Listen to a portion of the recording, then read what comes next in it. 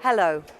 I'm sorry I cannot be with you as expected today, but I hope that with this message I can introduce some notions that will hopefully nurture and nourish your discussion. In the context of increasing amounts and sources of information, we must create resilience to fake news and propaganda. That resilience, especially in the face of widespread misinformation, must be built through a holistic approach, encouraging high editorial standards from media organisations, whilst simultaneously investing in media literacy, citizenship education at all levels and with all ages across Europe, both in formal and informal learning environments. Brexit is a good example of how bad things can go when people are misinformed and when young people are not involved enough. Therefore, a challenge for us, decision makers, youth workers, civil society, is the following. How can you better involve young people and children at all levels and ensure that they have access to quality information? Indeed, participation of young people in the making of decisions that affect them is crucial, and it requires them to have the tools to understand the world they live in before they can hope to influence it. They also need to acquire the necessary skills to become active and responsible citizens in a more and more complex and fast-changing world. For me, the two key pillars to promote this are media literacy and education for citizenship, including online education and online media literacy. And for both of these, informal learning structures and grassroots organisations, such as youth information centres, play a crucial role. We are asked to prepare young people to a fast-changing world, which we cannot yet even imagine. One thing that we know, though, is that this future world will be more and more digitised and connected. And that's why media literacy is the key. But it should not limit itself to learning about the tools and technologies. No. It should aim at equipping individuals with the critical thinking and digital curiosity necessary for them to become not only users of technologies, but active citizens in connected societies. Indeed, media literacy enables citizens to use and create media content effectively and safely.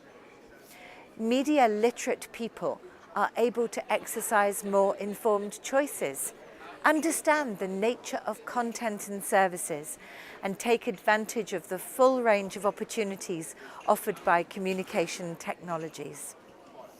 Therefore, the development of media literacy in all sections of society for citizens of all ages and for all media should be promoted and its progress followed closely.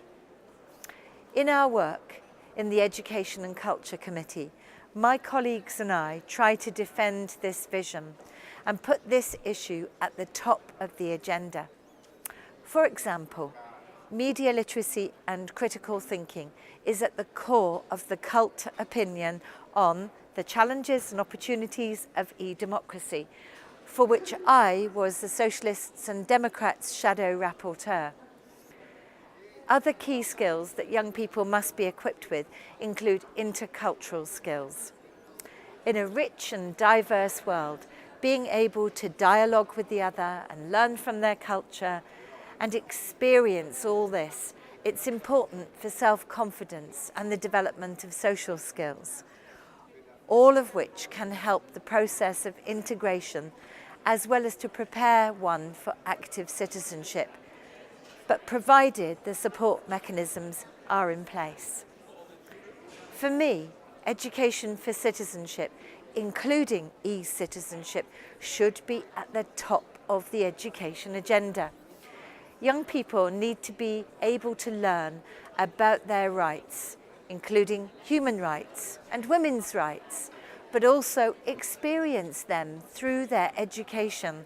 For example, by taking part in the decision-making process of their learning structures and, more generally, in their wider community. And here, I am not only talking about formal education.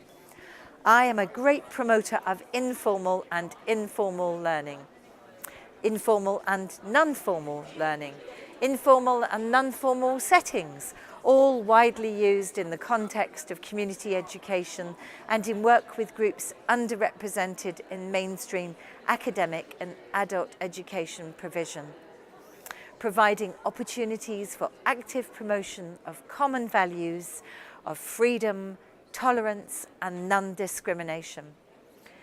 Engaging with young people must start at a local grassroots level, but it can be brought up at all levels of governance.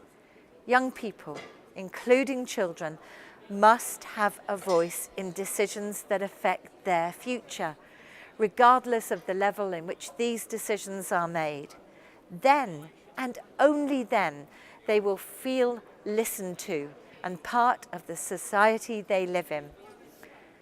At a very personal level, I am actively trying to include young people in my decision making, and I have invited young people to meet with MEPs and commissioners in the European Parliament. I've also worked with the children's rights organisations in the UK to look into ways to create a child-friendly label for politicians and institutes at all levels. Another key issue to prevent hate speech and online violence is to ensure a fair and safe access to internet for all. I'm particularly concerned by the lack of effective response to cyberbullying and discrimination online. Consumers and citizens, in particular the most vulnerable and children, must be protected online in an efficient and quick way. Member States and the EU must work with internet providers and platforms in order to ensure that illegal and offensive content is effectively taken down and stays down. Finally, we should investigate further what it takes to encourage the development of online, independent, quality information sources, and also what opportunities e-democracy offers in terms of renewing the forms of political participation and communication that we have. Inclusion, education and ethics must be, in my opinion, the three pillars of dealing with these issues. I wish you all fruitful discussions, and I look forward to hearing about your conclusions and recommendations. My door is always open.